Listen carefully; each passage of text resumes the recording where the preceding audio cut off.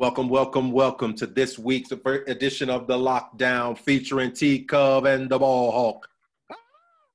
All right. We know that Petty Hawk is in the building somewhere deep inside of Hawk. We're going to see if we're going to let him out at some point. He's coming out today for this guest. All right. Ladies and gentlemen, we have an outstanding guest with us. We have the GOAT, Shawn Moore, Martinsville's finest, a.k.a. light skin, a.k.a. Denty Moore. Yes, ladies and gentlemen, what we like to call him the GOAT. What's up, family? What's up, big dog? I mean, you know me and Cub distant cousins somewhere. You know that, right? Somewhere. What was the middle name? We distant cousins. What was that? That's Levique. Levique? You got to be real close to me to know that. Yeah, that's a light skin middle name right there. Yeah, that is. Pretty boy, pretty Ricky, yeah. What they call him. Yeah, Shawn. We probably related. We've always said that what especially because as close as our mothers were, growing up right in Martinsville and Axton. So, bro, that whole Harrison clan. I know you got Harrison blood. I know I do. I did the 23 and me, and I'm like Harrison everywhere. Yeah, bro, for real. It's bananas. It is absolutely bananas. So look, let's flip it back. Let's take it back to the old school. Let's take it to Union Square, Martinsville High School. All right, you were just a legend in Martinsville. What was the determining factor, and what other schools were you interested in coming out? That's a good man. I'm gonna be honest with you, man. I didn't want to play football. I wanted to play basketball. That's why, Hawk talk a lot about my game, but, I used to bust his ass on a regular at North Grounds. Oh, God. But my love was hoops. And so I really wanted to play hoops, but I just didn't have a height, man. Everybody that's been on the show swear they could hoop. Well, I know Shawn can, though. Shawn can hoop. Shawn can hoop. So I still play. Well, pre-COVID, I was playing twice a week at 5:30 in the morning. Yeah, but I remember when you lived in Virginia, and when I moved up, you like, "Cuz, we hooping at X time." I'm like, I went one time. That's right. Then the way my Achilles and all that set up, my body said, "Hey, fella, that ain't for you. You need to let them have that." So I had to shut that down. None like that AM hoops, man. But if you know Martinsville, you know that Martinsville is known for hoopers. Yep. I mean, when I was growing up, my hero was Tony Dallas. Tony Dallas was the man. He was the man at Virginia Union before Oakley and AJ English and those cats that came through there. Johnny Newman. Well, Tony Dallas was my hero. And so I was fortunate to play 1 year with Tony. But I could get on the floor, but football was my sport. Football was my ticket in terms of getting the education paid for. So, man, quite honestly, it was like Virginia Tech, Carolina, Virginia, Maryland, and Tennessee. Those are the schools I visited. Okay. And I quite honestly, I had a love for Tech, man. My high school girlfriend was at Tech. I spent every weekend up there. My cousin was a defensive end there. I used to go just kick it the whole weekend in Blacksburg. And it was like home for me. So everyone knew I was going there. And it wasn't until I took my official visit to Virginia and I met the fellas, man. Right. Ray was on his visit, Boyd, met you. And then really Antonio Rice was the difference maker. My mom, I never forget being at the barn. My mom met Antonio. She said, "My God, listen how he speaks. He's so articulate." She said, "I want you to be like that boy." So it was a done deal, man. My mom was like, "This is where you going." Right. And so I tell Antonio that still today. You're the reason. My mom said I got to go there because I want to be just like that dude right there. You want to be Denzel Washington. I want to be just like him, dog. But that was looking back on it, I made the right decision. We as you know, 86 was a rough year, boy. We thought we was gonna be undefeated and the national champs after that first game. Sitting on 3-8. That all of us getting red shirts. I ain't never playing here. They too good. John Ford, Chris Warren, Donnie Mack. I said, we ain't never seeing the field. Right. We lost 8 straight. Right. we were like, wait a minute, what did we do? I know. But hey, anyone from our class will tell you that those scout team practices was the best ever. Because we kicked their ass every day. And we just had fun. Yeah. I tell people that all the time, Shawn. I said, scout team defense, they would be like, Christ, stop hitting them. Come on. Give them a look. Give them a look. We're not here for you. Right. We was like, look, we're going to try to make Saturday easy because we about to give you this work Monday through Friday. Was it Reds and Raiders? What was it? It was like first team, second team? Yep. We used to kick their ass regularly. But the thing I love about it was the second year, everybody played. Almost everybody. Hell, even I played. I wasn't a starter, but I played my second year. Yeah. My whole class was on the field second year. Yeah, Hawk. It was bro. We just came in with a different kind of swagger, fam. It was not the usual UVA. Yeah, but Coach Welsh would look at us sometime like, what in the hell have I done? But we just had some dogs, man. We just flat out had dogs. If y'all was kicking their ass so much, that's why they was 3-0. Y'all should have been fucking. Well, I ain't even gonna throw that out there. I ain't gonna do that. We won't mention no names. We won't mention no names. When you got 220 at D tackle and 210 at D end, yeah, you gonna get your ass run through. Yeah, facts.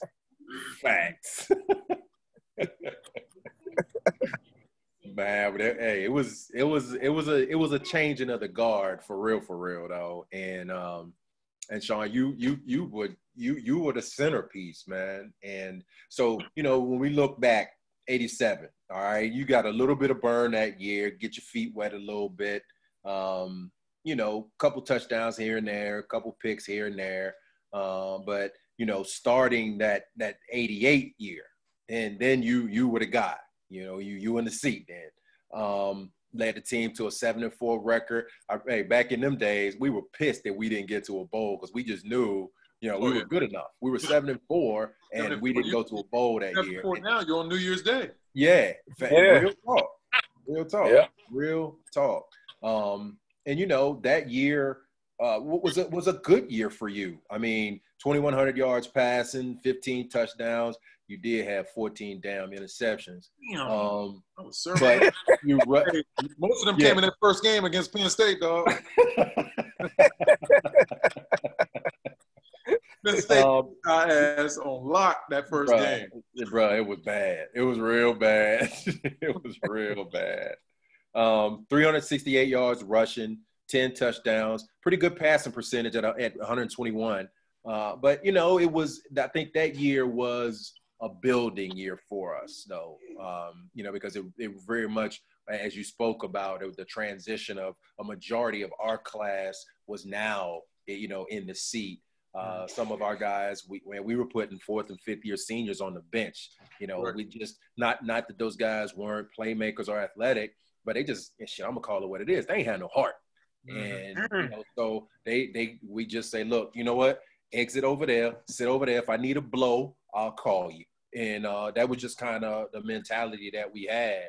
So then as we're rolling in, Shawn, after your first season as a starter in 88, what was kind of your mindset, as you were rolling in to 89, to that 89 season? 88 was a tough year for me. I'm going to be honest. I never forget. It was funny. I struggled. The September, October, I remember just struggling. And I can remember Ray Roberts had just started playing. He had just moved to the offensive side of the ball. And we beat Georgia Tech that year, if I'm not mistaken, 88. And I don't know how we beat them because I probably threw 3 picks in the first half. And I came over to the sideline, and George said something to Ray like, go talk to him. And Ray came on and asked me, get your ass out of my face. And Ray walked away. I was like, I'm done. And we won the game, but I struggled. Right. But it was going into November. I remember being at Wake Forest. It was at Wake Forest because, that's home for you. Yeah. And it's only 35 minutes from me. Right. That was a coming out party. Mm-hmm. We beat the brakes off of Wake Forest. They had Mike Elkins at QB. They were a good football team. They were solid. They hadn't even allowed a touchdown in the first half, and we were up 21-0 out the gate on them. Yeah.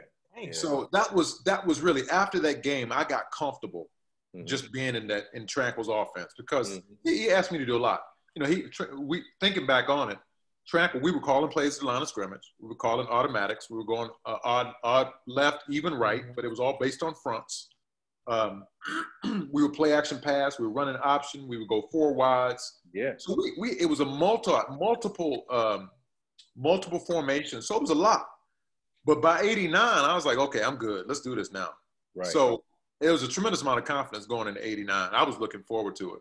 But they started the season. I don't know what was up with who was scheduling them damn games. Because Notre Dame brought our ass back to reality in 89. They was coming off that national chip. So look at here. They rolled into I always say, I'll never forget in the damn Meadowlands, I'm over on defense and I'm looking at Tony Rice looking at me. I'm looking to the left, rocket out that side. Ricky Waters in the backfield, that sweet number 12. Tony Rice looking at me and starts smiling. I get up out my stance like, okay, what the hell does he know that I don't know? And why is he smiling at me? Right. And, bro, it was just, hey, man. Yeah. But that was probably the best thing that ever happened to us. Think about that. Absolutely. Best thing that ever happened to us, under the limelight, playing in the national spotlight. Back then, it was only one game on TV. Yep. So we're the first game of the year in the Meadowlands. They beat the brakes off of us, but we came back in the second half, put a valiant effort up. But the next week, everyone in the ACC thought we would get crushed going to Happy Valley, and somehow we went in there and beat the brakes off. That's because defensively, you guys didn't give up but maybe 6 first downs the whole day. I mean, that game was personal to us, especially after they had ran through us previously. Yep. And, I mean, we knew we had a good team, though, Shawn. You know, we knew we had a good team. So it was just like, look, we're not giving up any big plays. They're going to have to earn every damn thing they got. We were ready for Blair Thomas. We were ready for anything they brought. And, you know, you guys did enough on offense. And we're like, all right, hey, if we got the lead, if they don't score, they don't win. And, I mean, I think that just was a recurring theme. Because shit, you really got rolling, bro. After that, I mean, it was. You talk about opposite ends of the spectrum. Going from Notre Dame really being humbled, and then going to Happy Valley and winning. I think, you know, after we went there, I don't think anyone on that team thought we could lose again. Yeah. And the thing is, the only one we lost was to Clemson, and you didn't play. Right. Yep. Exactly. You did not play that game, and so. You know what? I forget what happened. Why didn't you play? I got hurt against William and Mary the previous week. Oh, what you hurt? I was running down the sideline, and dude hit me. I fall out of bounds, land on my shoulder, AC sprain. So I finished the game, but couldn't pick up a ball the next week. So I missed the next week at Clemson in Death Valley. At Clemson. Dang. Yeah, and so that was the only 2 regular season games we lost: Notre Dame and Clemson. So yeah, it was just so you know, hey, we went on and got a share of the ACC championship with Duke, only because the ACC didn't have a tiebreaker. Because we absolutely destroyed Duke. I'm talking, it was 49-28, and it wasn't that close. Who was coaching Duke? Steve Spurrier? Of course he was. Don't even get me started. Hey, look, man, I wanted to ask Shawn, because he thought he could get away with what he did. You just told Big Ray get the hell away from you, and he really did it? Because we talking about Ray. Oh, yeah, for sure. He was a pup then, huh? I was Ray's big brother, though. He was a pup. He was a pup. Oh, okay. But what he said, Christ, Ray, go talk to him. What is he doing? Ray was like, I'm done. Leave him alone. Leave him alone. He's in that mood. I would have never played like this at Navy when I was a quarterback. What is it? Oh, my God. Because trust me, he was a pup then, because after that, rest assured, Shawn would be talking trash to the defense and then run behind Ray. Oh, yeah. NC State, 89. Me and Marcus will still talk about that today. That was the most – we talked more that game. That's probably the most vocal game I've ever been involved in my entire life, because they were loaded on defense. Yes, sir. They had like 6 NFL players on defense. Yes, sir. But it was just back and forth all day long, yapping and yapping and yapping. And Ray and Marcus and myself, we were just fighting those dudes. It was crazy. Yeah. But the great thing about that, though, Cub, we used to hang with those dudes, the Jesse Campbells and Mike Jones. Yep. I love those cats. Ray Agnew. Yeah, dude. You know, because Ray and Derek Devlin, they from the crib. So, Right. Exactly. you know, and then they had some dudes on offense, Nas Worthen, Danny Peoples. Bruh, you know, it was some battles back then. It was some battles. Yeah. It was some straight talent. Hey, 6 NFL guys on defense, and you yapping. Yeah, you better have behind Big Ray. Yapping. But you know, but to remember what Ray talked about though, man. He was just like the dudes that was with him, Basari, you know, Trevor Riles, Stern, all them dudes, man. There was some go hards. They were some go hards, and so they you know they gave zero so, zero. You know, they like, yeah, we about to put this work in, and yeah, bruh, it was special. Did Trankel stay on the sideline, or was he up in the box? He was in the box. All right. Yep. How do you feel him as an OC, Shawn? Do you really feel like he helped develop you as a complete quarterback? He taught me the game. I still give him, every time I see Tranquil, I tell him, you know, he taught me everything I knew about the game. Just from an offensive mindset, you know, reading coverages, reading fronts, you know, what to do at the right time. Tranquil was my guy. And so I can attribute my entire career at Virginia. He really made me who I was. He did. He totally did. And it's funny because I remember our 5th year, spring game, Tranquil and I were beefing in the meeting rooms. And I said, Coach, man, just let me call. Let me call the game. And I literally went perfect in the spring game. It was like 12 for 12. And so he said, you think – I said, I'm just calling what you would have called. I said, you and I think just alike, Trent. Just, you know, just roll with this. Yeah. And so it was at that point he realized, you know, this dude, he thinks the way I do. Okay. Yeah. I mean, because, Shawn, let me tell you, dude, it's like, you know, people look at what you have done historically, and people outside of the game call you the GOAT. We call you the GOAT because we played with you, because there was never a time that we felt like you weren't going to lead us to a victory. I mean, you would come over and be like, yo, fellas, just give me the rock back. We're going to get this done. And we was like, okay, bet, let's go handle this. And we had such a belief in you, dude. It was just, I mean, it's just undescribable, bro. Undescribable. Well, you know what, Cub? I think this is the last time we played Virginia Tech was 89, early in the year. Remember that? Oh, that's right. It was like second game of the year in Charlottesville. We had a bench clearing brawl.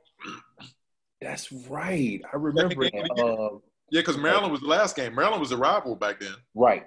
We always played them last. Maryland was last. I'm trying to think of what was the left-handed quarterback they had. Will Fear. Will Fear. Yeah. Yep. Yeah, I remember. I was thinking about that, you know, going into this year's game with Virginia Tech being the first game. I was like, wow, this takes me back to 89 when we played them way in September. Yeah. 89 game was in September. And it was a close game, but we beat them. We beat them in Charlottesville. Yeah. I played them in October in 99. Really? Yeah, Michael Vick's redshirt freshman year, the year they went to national championship, we played them in October. I wonder when that game went to the last game. It had to be like probably in 2000, huh? Well, it was the last game in 97. It was the last game in Charlottesville. We beat them. 98 was the last game down there, and then 99 we played them in October, and then 2000 went right back to the last game. Last game. Yeah. Interesting. Cool. So that, you know, 10-2 regular season, Citrus Bowl berth against the Illinois, whatever the hell they were. Illini and Jeff George. And Jeff George. Yeah, bro. Hey, let's just say, Hog, it was a long day. A long day. Them little quick ass receivers. And you got smashed by Illinois in the bowl game too? Bruh. They were more physical. You got smashed by them too in a bowl game. Yeah, bro. They were way more physical than we were, bro. I mean, and you know, Jeff George was back to that thing. We playing two gap trying to get a pass rush, and we trying to cover them damn receivers, all them receivers all over the little scat receiver. I think he lit us up about 321 yards or something. My boys teased me all the time. Like, damn, cuz, y'all made Jeff George leave college early. Hey, he was taking a 7-step. You remember back in the day, you take a 7-step drop. No one does that today because the pass rush is too good. He was taking a 7-step drop, patting it. Yeah, bro. I'm talking about this joker going through progressions. He going through progressions. Okay, 1, 2, 3, 4. Okay, let me do that over. 1, 2, 3, 4. Bro, it was rough. It was rough. I ain't gonna lie. So boom. So we shut that down as we roll it into our last year together, Shawn. What was your off-season mentality? I mean, you knew after coming off a shared ACC championship, expectations were going to be high as we came into that last season in 1990. What was kind of your mindset going into that year? I knew we were going to be really good. I just didn't know how good we were going to be. I knew because we had just won an ACC title, and I wish we could have had that game back against Illinois. We really hadn't lost to anybody besides Clemson, really. Right. That's the only team we lost to in the conference. Right. But I knew we were going to be good, but I couldn't tell because I knew nothing about Kansas. Right. Everyone kept talking about Kansas. We got to go to Kansas. Got to go to Kansas. I was like, man, this is outside my way. I have no clue what we're getting ourselves involved in. But by the second quarter, we knew. Yeah. It was like 40-0. Yeah. We're going to be good. Bro, and it was hot. I remember coming to the sideline and pouring water on my shoes. It was so hot out there, bro. My feet were burning. The third quarter, I had my hat on, checking out the AKAs in the section. Third quarter, I had the hat on. Bro, it was a blowout. I mean, so you talking about a prolific offense, Shawn. That first 7 games, y'all on that side of the ball, bro, y'all were putting up about 48 points a game, bro. I mean, it was something special. It was something special. And, that led to a number 1 ranking for 3 weeks in a row in both polls. It led to beating Clemson for the first time in 29 attempts. How was that for you? You know what, man? For me, I think back about that time. All of the fifth year guys, we were in grad school. So we had a tremendously flexible schedule, right? Yeah. With those grad school classes. Pretty much. So, we really chilled all day, right? Because we had classes at night. So for me, it was a lot of preparation time in terms of getting ready for games.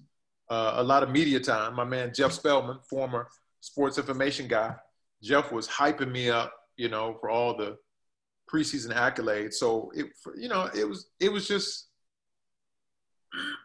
I felt like we were on top of the world. I didn't think we could lose to anybody, even going into Clemson. Never hadn't beaten Clemson. I could tell how loose we were before that game. Like we got this, man. Listen, we should have beat y'all last year. We should have beat y'all 8-8 when we had y'all here. Yeah. So we knew we had Clemson. I think when we actually ran into that buzzsaw at Georgia Tech, man, that was a big downer for us. Yeah. Because we had been so hyped for so many weeks. Yeah. We got better and better and better every week. Yeah. But if you think about that, even though we lost the Georgia Tech game, if you remember, we came back next week and pretty much smacked Carolina. Yeah, but it wasn't our normal. I think we were still it was still a bit of a hangover. We got the dub, but it was still a bit of a hangover from that Georgia Tech piece. And when I look back on it, man, the way that you guys were performing on the offensive side of the ball, and the prolific nature of which y'all were doing it. I mean, dude, you had a direct hand in about 50% of the points scored during that period of time. And so once again, from a defensive standpoint, all we have to do is get the offensive ball and they're going to generate points. We know that. And then, the whole Georgia Tech thing was just really weird. If you remember, Welch jumped on me about talking trash in the paper about Ken Swilling. I didn't give a damn, because Herman went out there and just fried his ass like a damn fried egg out there. He just, it was bad. It was bad, and bad. I never forget Herman. Herman caught a touchdown and stood between 3 dudes like, look, you need to I'm a large pizza. You need to bring your friends to eat me. I was like, ooh. Brad. Whoa, who gave him them balls right there? He was wearing dudes out. And so, we were dominating them so much in the first half. And look, real talk, we didn't have one of Sean's main weapons in Bruce McGonigal, who was hurt, which proved down the stretch, proved to be huge. First half, hey, it was cool. We Georgia Tech, we blitzing, we doing everything. We came out after halftime hella conservative. And it was a play that Sean hit Nicky Fish out in the flat, hit him right in the face mask. It bounces up in the air. Calvin Tiggle intercepts it. They started getting momentum. Yeah. And it just, when we went conservative, they got a little bit of life. They got momentum. It was almost like, all right, now let's try to turn the switch back on. And that game was way closer than it had to be. Even to the point where we came down to the touchdown that got called back because we didn't have enough men on the line of scrimmage. That's not even a penalty in this day and age. Yeah, bro. It was an old whack ass. We were like, wait a minute, what? Bro. It felt like Halloween, man. The start of the second half, we were riding high. I don't know if you remember this. I remember this. I remember every play in that game. But the start of the second half, I'm coming down the line, running the option, and I'm holding the ball right here. And if you watch the video, Paul Collins is hitting the ground, and his foot kicks the ball out of my hand. That was the first turnover to start the second half. And George looking at me like, what happened? I said, I don't know. I have no clue. Like, I didn't drop the ball. Literally, Paul's foot knocked the ball out of my hand and flew out of my hand. That was turnover one. Then Nicky Fisher, ball hit him in the face mask, went straight up in the air. I had to chase Calvin Tigger down. Yep. So that momentum was changing like that. It was unbelievable. I swear, it was like Halloween. Yeah, it was the craziest thing, man. Yeah. And and so we lose that game on a last-second field goal, and I still to this day will say that field goal was not good. It just didn't look good.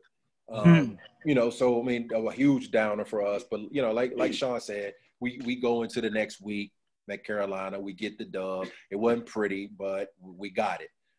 Then we playing Maryland at home, and we thrashing them. We're thrashing them in the first half.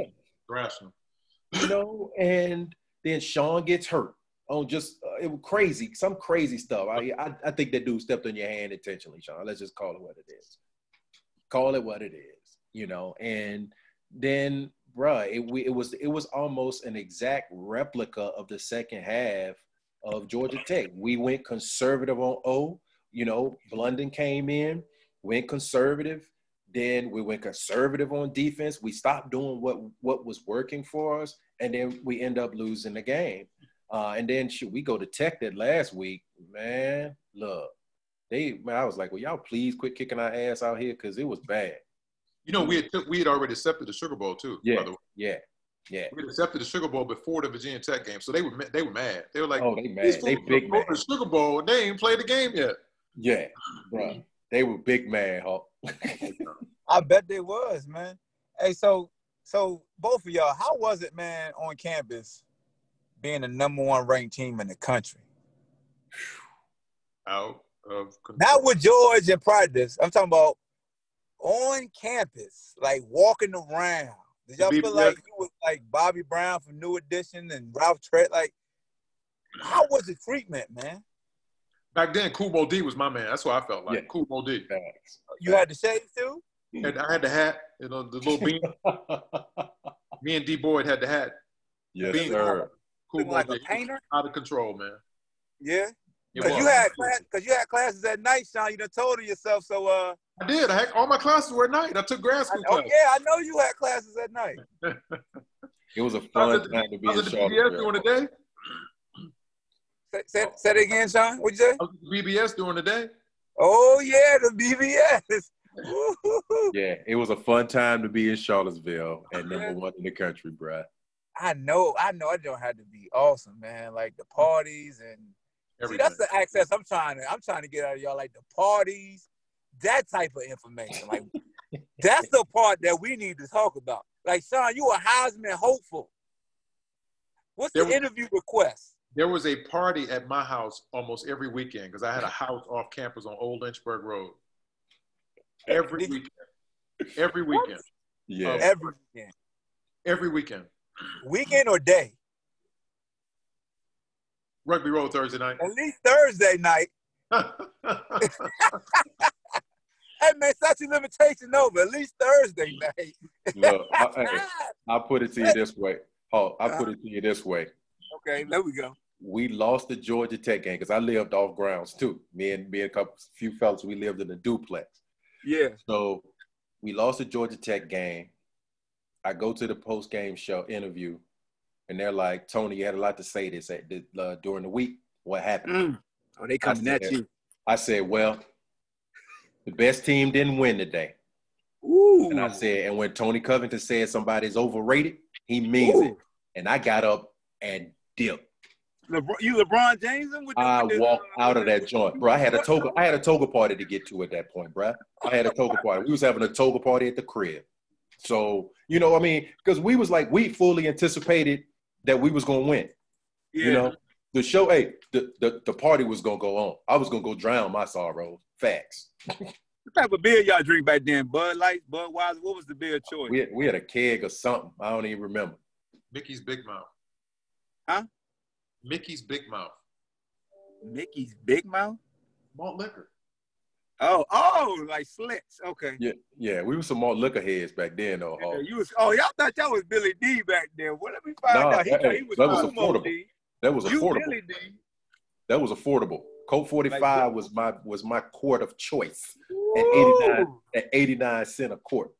God damn. What was gas like 53 cents? That's when you really did ask for $2. Give me $2 on that. Right. Bro, that's about a half a tank of gas right there, bro. Back then. Real rap. So when y'all was number one, did Coach Wells ever address the team saying you're not that good? All the time. I think so. Cub, my funny story is when Cub said we were on the bus. Was it the bus? We were somewhere. No, we were in the locker room. It was in the locker room. And Coach said something about all week long, we should have been quiet. And, we were reading our press clippings.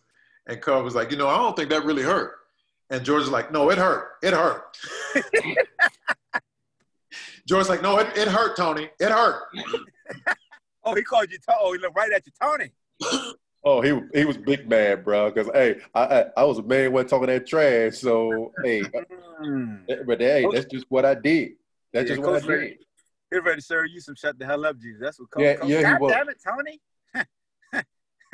Guess you want to talk this week, huh? So then, Shawn, we stumble. Really, we stumbling into the Sugar Bowl at this point.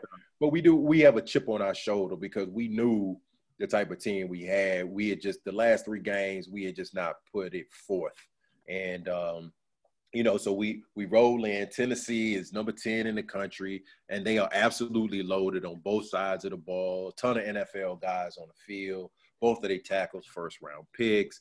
Dale Carter, Chuck Smith. I mean, Alvin Harper, Carl Pickens. So, bro, they were absolutely loaded. And Chris Mims. You remember Chris Mims who passed away defensive line? Yeah. Oh, they were loaded. Chuck Smith, yeah. Chuck Smith, yeah, dude. And so they didn't give us a chance in hell to win the game.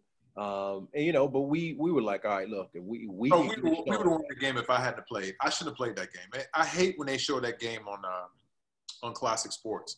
Yeah. I didn't even complete one pass during practice during the week. There's no way I should have played that game. Right. But the threat of you was the thing. You know what I'm saying? I think that was because honestly, Shawn, look, you missed a couple of passes with Herman downfield, but he wouldn't have been open if you wouldn't have faked that ride in, past 30 gap, you running in that joint like you giving it to Kirby and then drop back because they worried about that run game. So they secondary flying up, Herman running past them. So, I mean, bro, if you could have completed 1 or 2 of those, bro, we'd have been up at halftime 30 to nothing. Yeah. Yeah, that was a tough one. That was a tough outing, though. I look back on it. That's the game that probably hurt me in terms of the combine because I couldn't work out at the combine either. What was the diagnosis of your injury again, Shawn? Because I broke my thumb. I had a Bennett's fracture. So You still see it. But Cub and I went to Japan together. Remember Cub? I didn't even play in Japan. Nope. I went and hung out the whole week. Yep. Japan. Yeah, Cub and I went to Japan. The Japan Bowl was a senior game. Senior game. Really? Senior game. Yep. Yeah.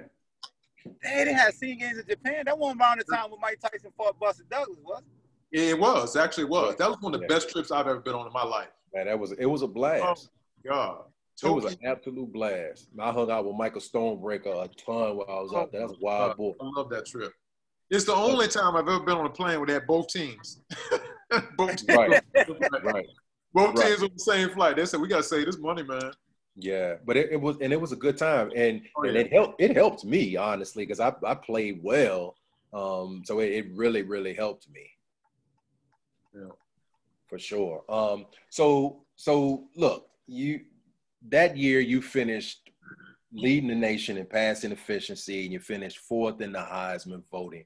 I know you couldn't perform at the combine, but my thing is your body of work that you had put together. I mean, finishing your senior year with over 2,200 yards, 21 touchdowns, 306 rushing yards, 8 more touchdowns on the ground.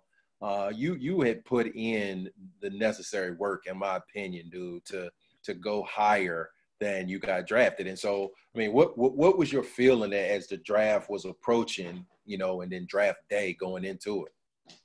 Mentally, I thought, when you, having played 3 years and been a 2-year co-captain and been a leader, I would have thought from the leadership perspective and just the body of work on the field, I thought I would get drafted no later than the 4th round. Right.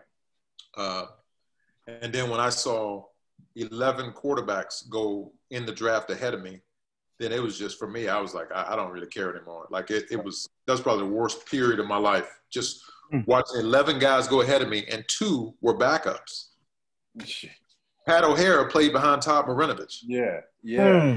He was drafted ahead of me. So I'm thinking to myself, well damn. Well, and Pat was trash. Like, really? So Pat it was trash. Yeah, that was a tough period for me, man. That's why, it's funny. Like, every time the draft comes on now, I can watch about the first 30 minutes, and then I can't watch it. Yeah. Was it like any diagnosis that you wouldn't be able to throw like you could with that injury that nobody told you? Or Warren Moon had that same injury. There wasn't that many brothers playing quarterback, but Warren had the same injury and came back to the playoffs and played. So for me, I shouldn't have played in the bowl game because I literally was coming off for 4 weeks of surgery and tried to throw the football, which was difficult to do. But I didn't work out the combine because the combine was a month after our bowl game. So it wasn't until the spring that I actually worked out for a couple of teams. The only team I actually worked out for was the Cincinnati Bengals. Remember Sam White? Yeah. Sam Weiss was the head coach, came to Charlottesville and worked. So I was like, wow, at least somebody's working me out. That was the only team I worked out for. Wow. Yep. How you go from a Heisman hopeful finishing fourth and nobody even work you out? No one worked me out. Yeah, that's it was bad. crazy. So look, I'm gonna go ahead and just be controversial with that shit because that's what I do. Let's just talk about it. It wasn't a bevy of black quarterbacks getting an opportunity back then. Let's keep it 82, 92, 8 past 92. Seriously. Yep. Yeah, Andre Ware won the Heisman in '89 and was taken. He was a 10th pick by Detroit, and that was probably the highest since Doug that brother had been drafted at that position. Doug was the first round, but the Tampa Bay traded back to get him because they didn't want to take him with the first overall pick. They traded down to get him. They didn't want to make him the number 1 overall pick. And with Andre, he won the Heisman. He set every record in college football in '89.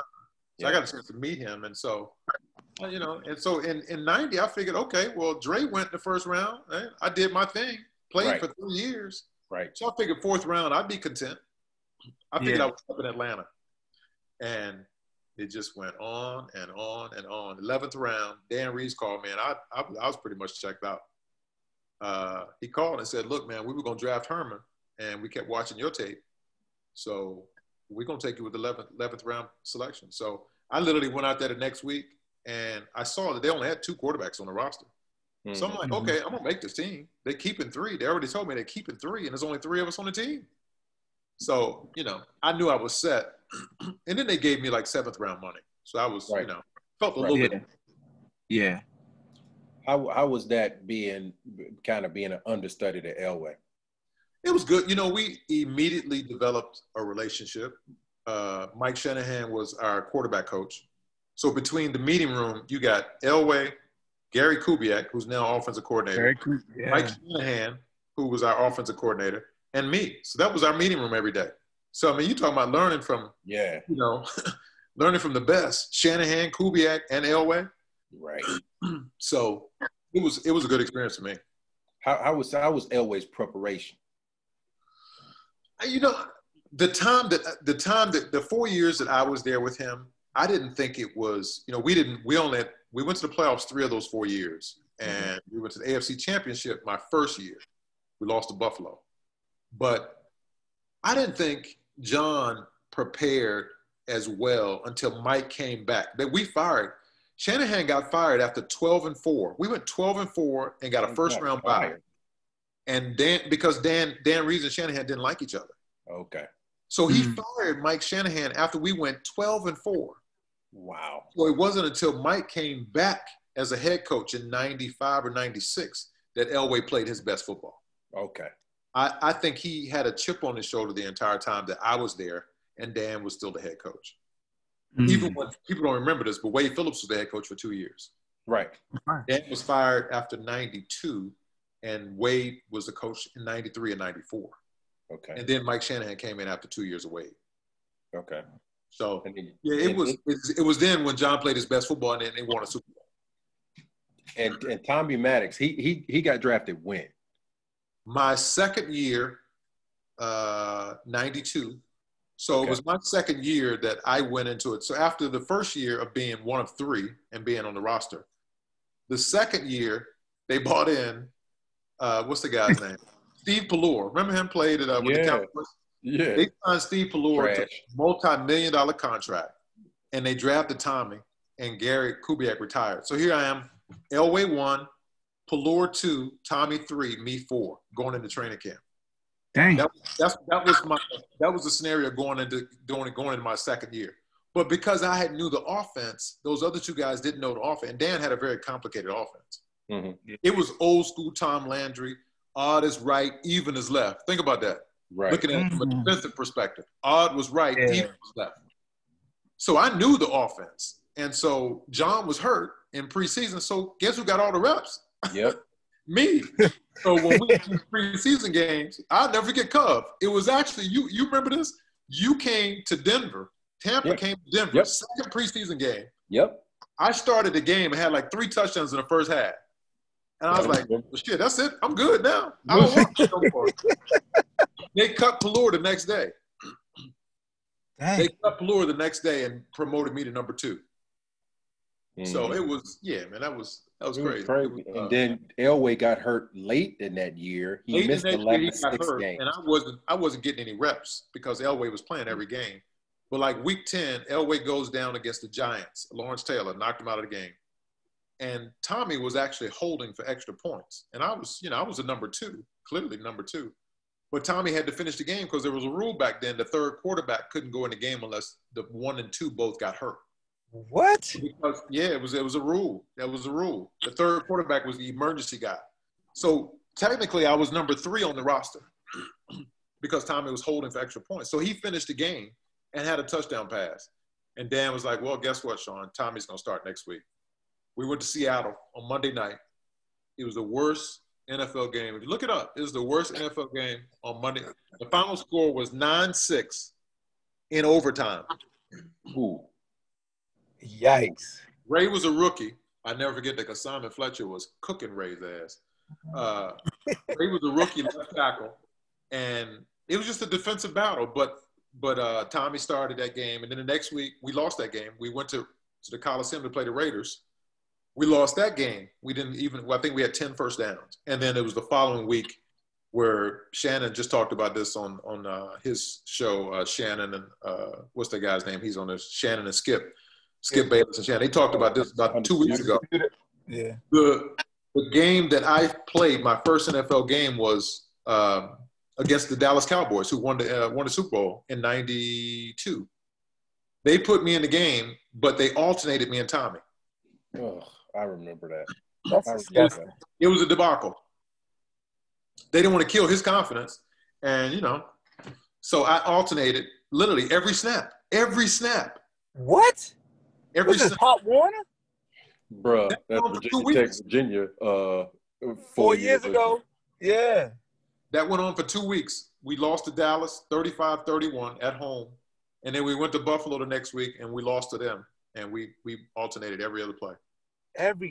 So y'all were bringing the plays in. Yeah. In a professional football game. The head coach and offensive coordinator. So he literally, we just went in back and forth. It was crazy. These are paid professionals making that decision. But Dan got fired after that, too. Yeah, I bet. He should have. I bet. Dan got fired after that year, and Wade Phillips was named head coach, and Jim Fossil came in as offensive coordinator. Jim Fossil. Remember him? He was the head coach of the Giants. Yeah. Yep. And I immediately Wade seemed like he always get his job right after somebody else get fired. Like that's like Wade. I don't know if Wade ever played football, but he keeps a job, doesn't he? Yeah. Yes, he do. He go right back to defensive coordinator. And his head coach he get fired. He get promoted. Then he go right back to defensive coordinator. Every time. Every time. Wow. How did you and Fossil get along? We did not get along. Okay. Fossil came from the college ranks, and he coached John at Stanford. Oh. They had a relationship, a previous relationship. So they got along great. But he and I just never saw eye to eye. Never saw eye to eye. And the only time I really played was preseason. Right. So my third and fourth year, I never saw the field. Wow. And then in between seasons, you were playing for Birmingham Fire in the World League, right? I played 1 year. I did that for 1 year. Okay. I hated it. I put on 30 pounds doing that. Wow. Because I was in Birmingham eating all that Southern food, drinking all them Long Island iced teas. And that gumbo and oxtail and stuff. Them Long Island iced teas that come in mayonnaise jars, man. I was taking 2 of them to the head. Man, I was done. I came back. I was 235 going into training. They looking at you like, did you go eat Shawn Moore? What the hell? Failed all the running tests, failed the physical. Blood pressure was high. Damn. Man, it was a debacle. That's just terrible. So Blood pressure high. So after 4 years, did you decide to go into the Arizona free agency, or were you released by Denver? No, I'll never forget this. Adam Scheffner was writing for the Rocky Mountain News, did an article on just talking about, my success, having been 11th round draft pick and been on the team going into my 4th year. And I said, yeah, man, it's really frustrating because, I know the offense and, I felt like I just want to compete for a backup position. And Fossil called me in and was like, hey, man, you don't be saying things like that. And literally, that afternoon, they released me. Damn. And so within 2 days, the Cardinals picked me up. Buddy Ryan was the head coach of the Cardinals. They were horrible. But they had Steve Berline and Jim McMahon as their quarterbacks. Oof. So literally, I go there, and I'm there for a couple of weeks. And it's like rotating quarterbacks. Jay Schrader was there. Who else did? There was about 4 other quarterbacks that were on that roster. And it was at that point I said, you know what, maybe I should go up to Canada and play. So my agent negotiated a contract for me to go up to Canada in 95, which would have been my 5th year. And I was on 3 teams in 1 season. I went Ottawa, Winnipeg, Calgary in 1 season. Dang. Wow. But I went from Ottawa, we were really bad. I was on the same team with Danny Barrett, who's a great offensive coordinator in the league now. Andre Ware was on the team. I got traded to Winnipeg. It was me, Reggie Slack, Terry Dean, Kevin McDougal. There was a ton of us on that team. Mm-hmm. And every week, one of us would start, and then the next one would, it was like rotating quarterbacks. And then it wasn't until, this is a funny story, Spaz. Remember Spaz? Yeah. Spaz was the D coordinator when we were at Virginia the whole time. Yeah, that's my position, coach. When we left to go to the pros, Spaz went to the pros. He went to Calgary. And I'll never forget, I'm playing, here I am on the bench at Winnipeg, and Calgary had put up 60 on us. And I'm walking off the field, and I'm like, I don't know anybody out here. I'm just going to walk to the locker room. And Spaz called my name. And I'm like, what the hell? And so Spaz says to me, hey, man, it's good seeing you. He said, why aren't you playing? I said, man, I wish I was. He said, man, I'm going to call you on Monday. And I'm like, Spaz always just talked a lot. I said, man, the hell with Spaz. I ain't listening to Spaz. True enough, Monday morning, dog, they called me in and said the Calgary had made a trade for me. Flutie was hurt. Doug Flutie was their franchise quarterback. Jeff Garcia was the backup, and Garcia was hurt. So I'm starting for Calgary the next week against my old team. Wow. It was crazy. Did you win? Won the game, played well. John Huffnagel, who's a great general manager up there now, still there, was the head coach and offensive coordinator. But we only had 2 games remaining in the season. So when the season ended, we got a first-round bye, and Flutie and Garcia both came back. So Flutie was the franchise quarterback. We ended up going to the Grey Cup that year. We lost the Grey Cup, and Garcia and I just hung out in the casinos the whole time while Flutie was taking that beating during the Grey Cup.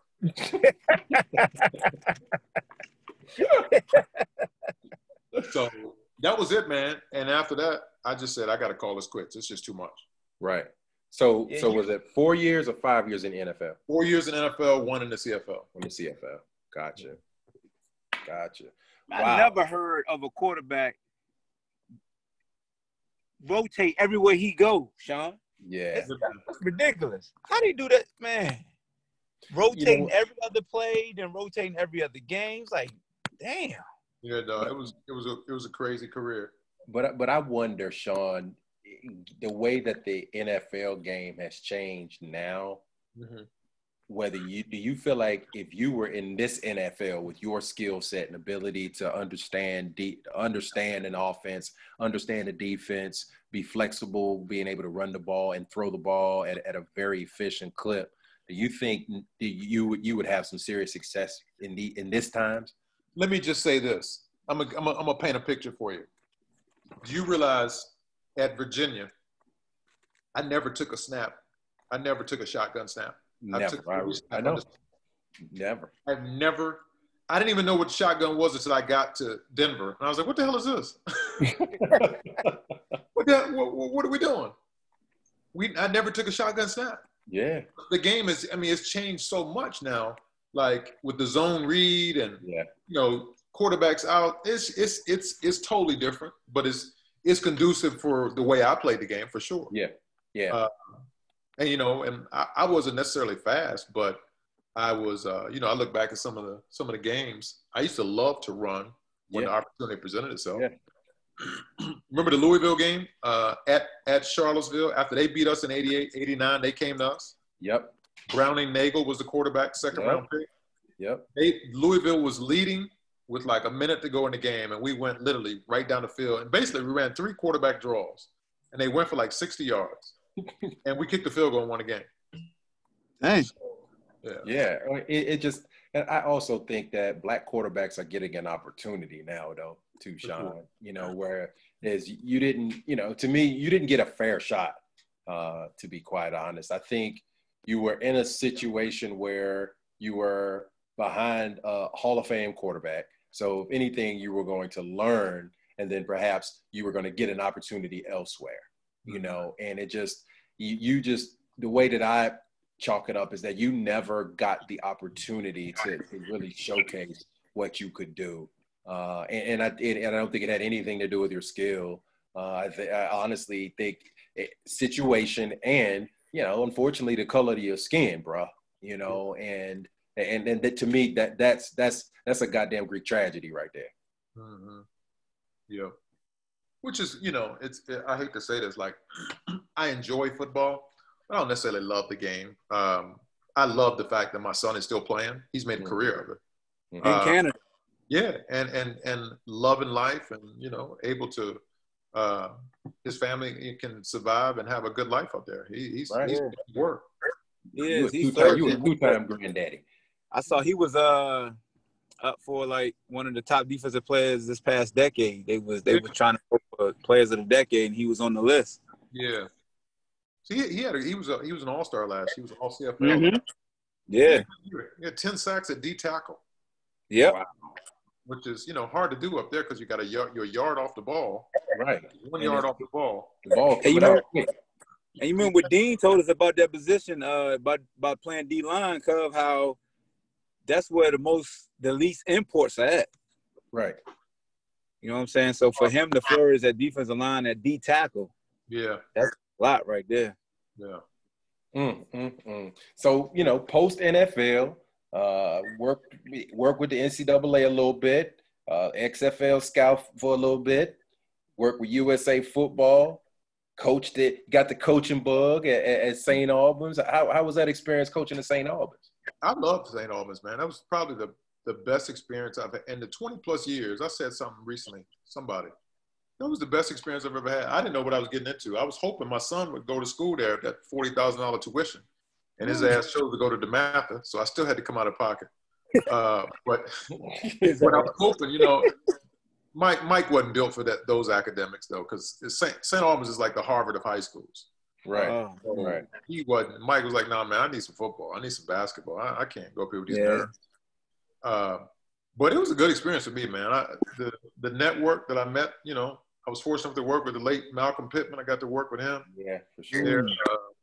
I enjoyed it there, man. Met a lot of great kids. A lot of great kids that are working on Wall Street now, killing it. I was fortunate to work with Senator Evan Bayh. His boys were part of my advisory group. So I met a lot of great kids there. Jeffrey Wright went there too. Oh, okay. The actor, yeah. The actor.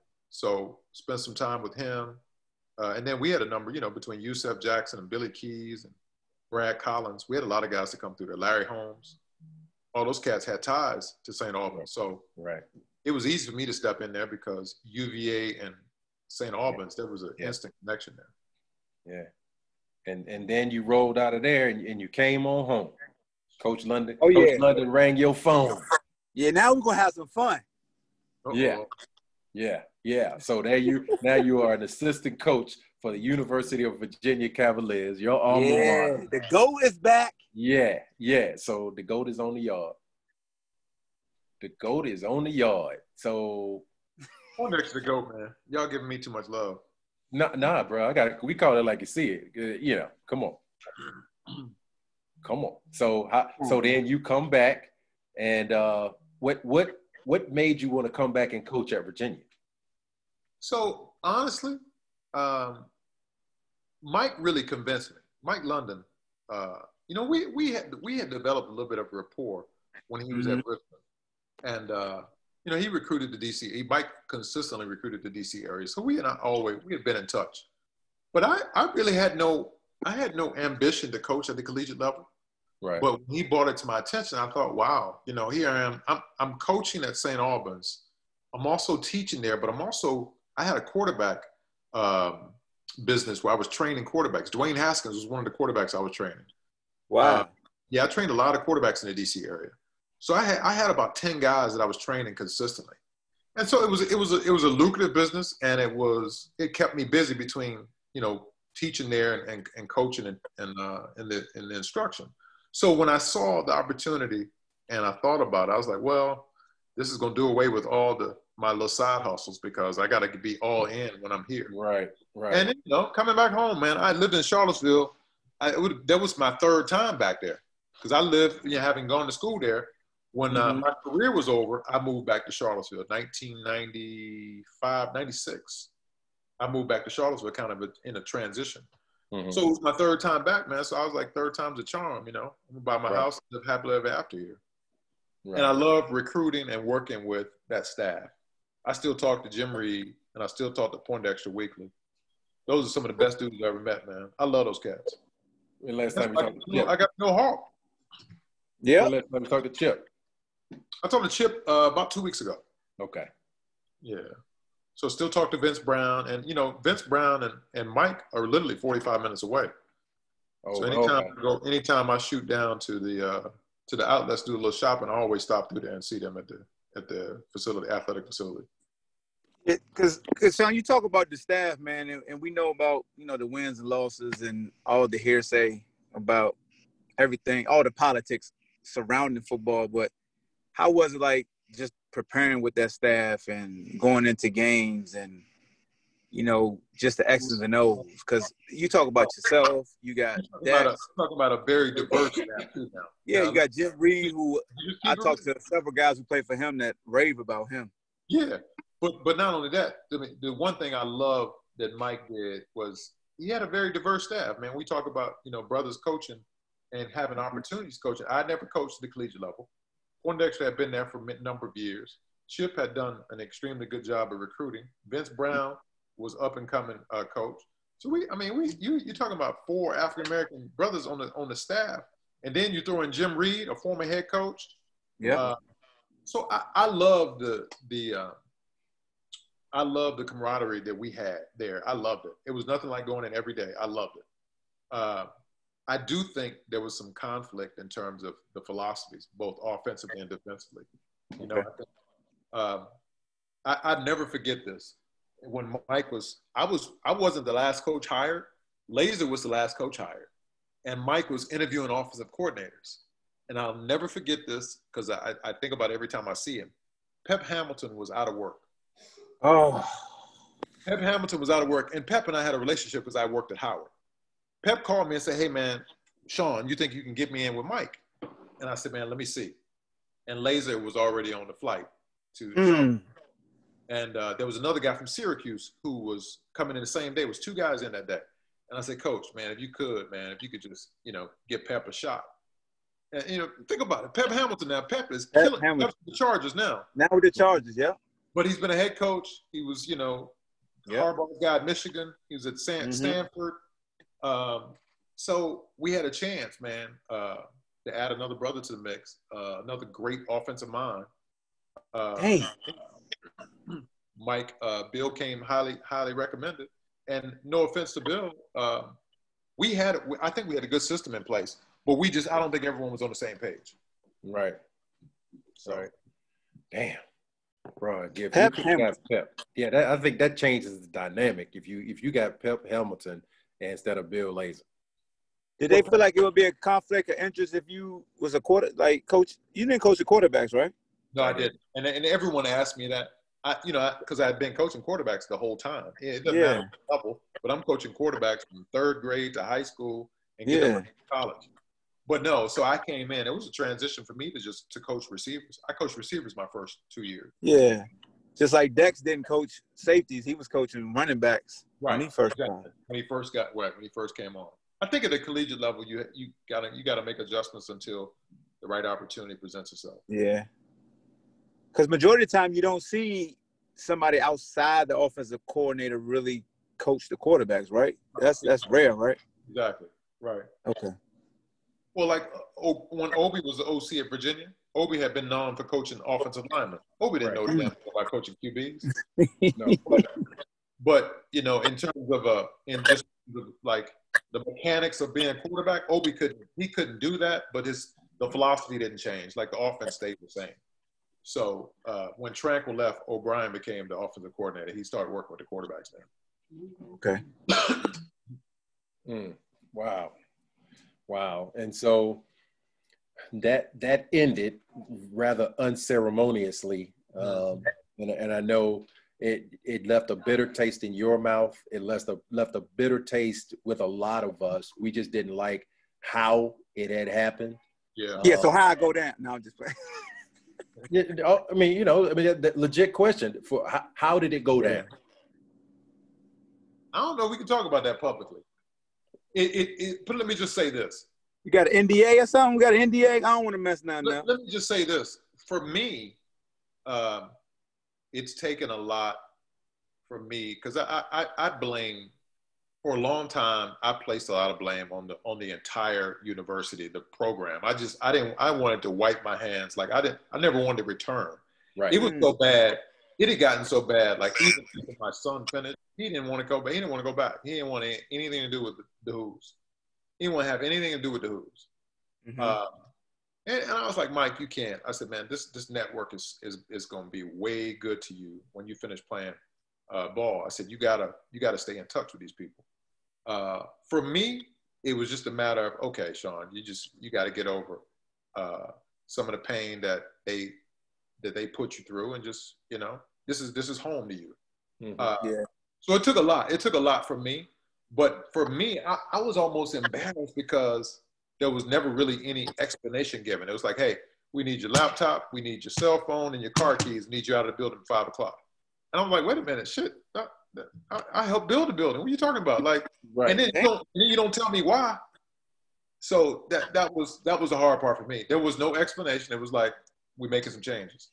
Like an episode of Hard Knocks. Yeah. Yeah, bro. I mean, we all kind of got wind and it kind of went down, something like that. And so I remember having a lot of conversations with you afterwards, Shawn, trying to get you to come back, telling you, hey, oh yeah, dude, you got to let that shit go, man, because really it's really one individual was really responsible, and we fuck it, John Oliver. Let's call it whatever. I was like, wait a minute, was I almost not about to be 100? Yeah, but my thing is, I caught myself. Who fires a position coach as like, we're gonna fire the position coach? That's what we gotta make a change. That position right there, we're gonna make like, God dang, bruh.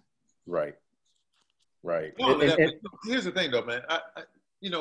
I look at college coaching, and I think about the recruiting aspect. Like some guys are evaluated on their ability to recruit, right? Right. Mm-hmm. When I took the job there, I was all in from a recruiting perspective, as well as X and O's, the whole shebang, right? Yeah. I'm an asset in the recruiting part. Like, that's a fact. And I'm like, are you kidding me? Like, Dex and I would go to DC and we go into Darius Jennings' home. And my dad was like, oh, this is a no-brainer. This is where he going. 4-star kid. Boom, we got it. Yeah. We would go, and we could go into any house together because here we are. We're both a product of the place. And we're the place that we went to. Yeah. Yep. It was a no-brainer, man. The best quarterback ever and the best safety ever. That's ridiculous. Come on. That's ridiculous. The parents just, like you just said, Shawn, the parents resonate with y'all to where it trickles down to the kid. Like, do y'all know who they are? Like, go with them. When you go visit, you're going to see their face everywhere. Yeah. All Americans right there. Tie jersey right there. But then y'all just real dudes too, though, man. It's like, it's like for real with the parents. That's why, I love that dude to this day, man, because we had such a great time together, and we were we were good together, in particular when it came to recruiting, man. We could get everything we wanted. It showed. Yeah. It showed. Yeah. Damn. So that part I never quite got, Because, the backbone of the football program is recruiting, man. Yeah. That's no question. It is. There's no question. Chip has done yeoman's work. Chip recruit lights out. No doubt. Yeah, buddy. So, yeah, that is whew. So, what are you doing these days then, fam? Man, I've been I got back into education in 16 after finally coaching and doing some stuff with the college football playoff. And I was doing some diversity work. And then when Mike started playing professionally, man, I wanted to have some flexibility to see him play. So I was getting up there at least like once a month. So in 2018, I moved out west. I was out in Arizona working for a startup company. And since this whole pandemic thing, I'm still working, but I'm based out of here. I'm back in Virginia. So I'm in Richmond. Okay. But I'm looking at opportunities, man. I'm trying to finish my career, either doing some diversity work or back in athletics. Just kind of going through a bunch of interviews now and seeing what happens here in the next couple of weeks. Yeah, it's interesting, man. You being in the diversity space, if you're able to tie that into athletics, man, I think that's a sweet spot for you. Oh, big time. Especially, with what's going on now with the racial and social injustices that are, they killing our Black brothers and sisters every day, it seems like, and there's no accountability. And so I think someone like yourself who has really built himself from, Martinsville's finest to the GOAT in athletics and just what you've been able to do in mass, and working with kids, coaching kids, working with youth. And, I think it's a natural thing, man, because you have the credibility, you have the voice, the platform that kids respect. And so they need it, Shawn. They needed it. And I think the onus is on all of us as Black men on this podcast to figure a way that we are getting information out to these young Black and brown brothers and sisters to help them understand that, listen, you have a voice. And in here, if you want to affect change, then you got to be that change. And I think someone like yourself has the credibility, just like Hawk, myself, to be able to come together, man. And Ray was talking something similarly about this on the podcast last week, that we need to figure out a way that we can get to the masses, man, and affect this kind of change. Because if not us, then who? Right. Mm-hmm. Right. No, that's an excellent point, Carl. I've been reaching out to some of these cats that have that I actually coached at Virginia, the Kane and Severns of the world, trying to guide them. They're going to be the next great leaders. Right. I love that brother Kanan, and I love, there are a lot of kids that were Kanan and Mike were the same year. Mm-hmm. So, I keep trying to get Mike prepared to life after football because, he's been doing it for 5 years now. He's been fortunate because, he's gone way past the average. Right. So yep. You got to get him ready, man, for that transition because I tell him all the time, football is an experience. It's not a career. It's just an experience in your life. There you go. Yep. Does he reside in Canada? Yeah, he's there year round. And it's quite honestly, it's safer there right now. Yeah. And he don't get double taxed either. Right. So, yeah, that's great. So how's it feel to be a grandpappy twice, bro? Man, I love it, man. I love it. Old ass. Your old ass. When they start acting a fool, I just give them to their mama. Hey, man. That's right. That's what you do. How old are they now? 4 and 1. Wow. 4 and 1. Ain't crazy? 4 and 1. 4 and 1. We got teammates with kids that young. Jason Wallace just had I know. A 2-year-old. What? Jay Wallace got like a 2-year-old. You kidding me? Yo, I'm going to hit you off with something that's going to flip your wig. I get a surprise call from Tyrone Lewis last week. Tyrone has married and has a 4-week-old. Come on, man. Get out of here. Ty Lute, the Tank? Tank. Oh, hell no. We gotta get him on the show. I was I was like over the moon, happy as hell for him, but was absolutely blown. I was like, wait, what? Isn't he 1 year behind us, Carl? Yes.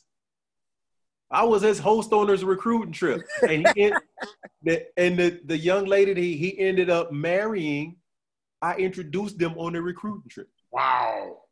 Dang. She got a 18 and a 21-year-old. And I honestly don't think it was something that was planned because she straight up said, look, my mama calling us Abraham and Sarah. Because she's my year. So she my age. And Ty 1 year behind. So both of them in their 50s with a 4-week-old. That's crazy. Right. I was like, wow, dog. I was like, cool. I said, bro, I'm happy as hell for him. But that joker gonna be 70 years old with a high school graduate. They're gonna be, whose grandfather you at this graduation? Oh, that's my kid up there. Yeah, I'm happy for my dog, but damn, that one blew me right there, bro. Damn, Gina. That one blew I stay in shape, man, so I can play with the grandkids, the grandkids, I say. Yeah. Dog, so you want to talk about you playing basketball again, don't you?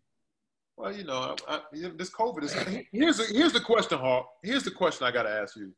I was on a call Zoom Monday, and I was talking to this cat that I played hoops with in the past. I said, "Hey, man, we ain't played hoops since March. You think our game has changed?" Some people gonna lose a step. Yeah. Right? And some people might get better. Who the hell knows? Some people might get better. I was talking to Wes the other day. I tried to shoot a basketball. My damn triceps started hurting. I'm scared. I think I'm retired from hoops, man. Because them Achilles and knees. Yes, sir. I'm scared to go back, man. You're not lying about that. Bro, let me tell you something. You trying to rehab an Achilles and a knee in your 50s, bruh? Exactly. I want no parts of that. That's all right. I got a stress fracture, man, from running. And was out for 6 weeks. Really? A stress in my foot. I got a stress fracture, was out for 6 weeks. Dang. I walk. Hey, Shawn, I walk now. Yeah, he walked. I don't even run anymore. I just walk. That's the key. And get some good shoes to walk in, too. That's it, bro. I walk in. Oh, that's my go-to. Cub my go-to when it comes to running and rehabilitation after a run. Trust me. I be like, Hawk, what you doing? He'll post something. I hit him. I'll be like, all right, it hurt where? Okay, look, okay, it's probably this. You need to do this, this, and this. That joke hit me. He was like, dog, you was right. I'll be hyped the next day like, I can run again. Get the damn ice immediately. Bro, look at here. Hey, I'll exercise, but I want to be able to hit that little white ball for 18 holes. I'm good. Oh, Sean, can you play golf? Yeah, I play. As a matter of fact, probably going to play tomorrow. Yeah, I'm playing tomorrow, too. Yeah, I'm playing tomorrow. Yeah, y'all bro. Need to meet up, then. Y'all need to meet up and compete. Yeah. We need to get you to pick up them clubs, Hawk, and go ahead and I'll pick. No, I don't got an issue picking them up. I just don't know where the ball gonna go. Hawk ain't got no patience, man. Hawk ain't got no patience. Hey, no, hey, you ain't gotta do me like that, Sean. And Cub, he mess around and get 20,000 steps on the golf course chasing the damn ball. You know, I got that Apple Watch on his ass. Hey. Yeah. Ooh, that boy. Hey, I don't know, man. I don't got that wealth. I got a Amazon watch. Yeah. All right, whatever. All right, look. This is what we need to do. You got folks that love you in the Ville. You need to get a connect with a golf pro. No doubt. And be like, look, let me just get some lessons and start working from there, bro. And then then you got to put in work to just try. I got a couple people in mind. I know they can take I got a homie, Brandon Lloyd. He golf. I can holler at him. He'll give me right. Who? Brandon Lloyd. I know that name. You know him for social media and stuff. He do stuff with UVA football and basketball. Okay. That's a good look. Yeah. So Hawk. So therefore, I'm gonna stay in your ass about getting some lessons, so we can get out there and hit at it, and it's just the connections, bro, and being able. You're talking about a challenge. It's the most challenging sport I've ever played in my life. Oh, it definitely is. It definitely is. Huh? What's your handicap? A lot. What does that mean? What does handicap mean? Cubs like a 12. Cubs like a 10 or 12. The number that it takes for you to get to par. So 72 is par. So my handicap right now is probably about an 18. So one of the best golfers I ever been involved with, God rest his soul, love that brother to death, and I played with him several times, was Darryl Hammond. That brother was yes, sir. Shout out to D Ham. Rest in peace to D Ham. Yeah. Yes, sir. Unbelievable, man. And he taught himself the game. I'm not surprised. Yeah. D Ham, when he was the general manager for the Nashville Arena team, he brought me in there, and all he would do is go golf. Yep. And I happened to watch him. I was like, yo, you can really play, huh? He just looked at me like, hey, youngster, there's a lot I could do, youngster. And he played left-handed. Yeah. He played golf left-handed. He was right-handed. He played basketball, everything right. But he played golf left-handed. That dude was one of the best athletes I ever seen in my life. Amazing, bro. Amazing. The Ages one. Yeah, for real. Outstanding. Well, fam, we end our segment with the little ditty that we called "Shut the Hell Up, I Am Underdog," and basically what that means is something that pisses you off and that you're really frustrated about, but you're gonna overcome it anyway. So, can it be some news that's going on right now? Huh? It could be anything, right? It can be anything. Yeah. Dog, I just got off the phone with my man Dave Brown. Dave Brown I talk to on the regular. You know, Dave Brown, Phoebus Spinus from Virginia, right? Yeah. Dave every day. Yes, sir. 7-5. Dave called me. Dave said, man, did you hear what happened? I said, what? He said, man, the Brooklyn Nets just named Steve Nash the head coach. I said, what? I said, And he had no coaching background, no leadership. I mean, no roles of leadership. Just that he was a point guard. I said, wow. And they made Jacques Vaughn the highest paid assistant coach in the with the Brooklyn Nets. Instead of promoting him to the head coach. Promoting him because he was already he was already on the team. They made Jacques Vaughn the highest paid assistant. So I said, it's a slap like the Sam Cassells of the world, the Jason Kidds of the world, Tyronn Lue's of the world. I mean, come on, dog. I mean, really? It just goes to show you, dog, 2020, it's still like 1969, 70, yo. It's crazy. Wow. No offense, like, here's the thing. Stephen Smith said it. Steve Nash is a great guy. Great guy. Yep. No offense to him. But just like, seriously? Yeah. Get the hell out of here. Oh. And somebody's retorted that, going to point out to a Jason Kidd or to an Isaiah Thomas, the Magic. But my thing, and I know where Stephen A was coming from, it's the structure of the team. Like, he inherited a team that we know. Yeah. Yeah. Good. Yeah. It wasn't like Derek Fisher going to the Knicks. Right. Or when Jason Kidd got this job, he had old ass Paul Pierce, Kevin Garnett, Joe Johnson, Darren Williams, Blotch was damn near the lead scorer. Like, that's what Stephen A was talking about, the type of team that Kerr inherited and now Nash is inheriting. Yeah, but see, you got and I feel bad. My man Mark Jackson, who does the games from New York. Yes. Yeah. And has coached him. Could you imagine him in that role with that roster, being from New York? Man, look, that Brooklyn arena. They say KD endorsed it, and that's why, because him and KD got a great relationship. But I'm just like, I mean, them guys are going to endorse anybody that's a former player. Like, somebody, you know what I'm saying? Like, don't use that as a scapegoat. That's trash. Yeah. Canned juice. Oh, my God. And if he's successful, he's going to lean on Jacques the most. Like, if I'm the head, if I'm Steve, I'm leaning on Jacques Vaughn the most. Like, hey, bro, you been here. Jacques is going to be running the plays up, running the defense. It's going to be Jacques Vaughn the first 2 years. Yes. So he's going to be learning. Why not just bring him in as an assistant coach under Jacques Vaughn? Exactly. You know what this going to remind me of? Tex Winter beside Phil Jackson. All the rings Phil got, people forget Tex was right. Tex was the one that architect all that stuff. Phil just managed the personalities. Right. Which it was a huge task too, don't get me wrong. Yeah. Yeah, dog. That one just made me shake my head today. Wow. Bro, and I hadn't even heard it, bro. I'm blown right now. I am absolutely blown. Yeah. Oh, you heard Leonard Fournette sign with the Bucks too, right? Yeah, I heard that. I'm like, oh, they just gave him away. Marone was like, he won't really be worth a bag of chips. I was like, damn. That's a damn shame. I know, right? Try to sabotage that man. Yeah, bro. See, I'm like, boy, look at it. Institutional, dog. Institutional. Everybody trying to get out of trash in Ville. Yeah. Right. Yeah. So I think Ryan Clark was like, what in the Bill O'Brien is Jacksonville doing? God, I was like, boy, that damn Ryan Clark a fool. Hey, Shawn, before we let you out of here, bro, we wouldn't be doing the service. We ain't asked you, have you had a chance to see anything about Brendan Armstrong, what you think he would do as a starter now? You know, here's the thing. He's a redshirt sophomore, right? Mm-hmm. Yeah. He's got a chance to do what I did. I don't know if I'm the last one to do it, to be a 3-year starter at the position. And when was the last time Virginia had a 3-year starter at quarterback? True. 3-year full-time starter? Yeah. Full-time starter. When was it? It's been a long time. I can't think of anybody. Kurt had, 2 years? Did Kurt been Kurt 2 years? Too? Yeah. 2 years. Yeah, he was only 2. B. Perkins was 2. 2. I think Vera and all them could have had 3. Biscuit wasn't 2 because he split time with Shad, right? Yep. He split time with Shad. He started, and then he went back to receiver, and then he started again with Shad left.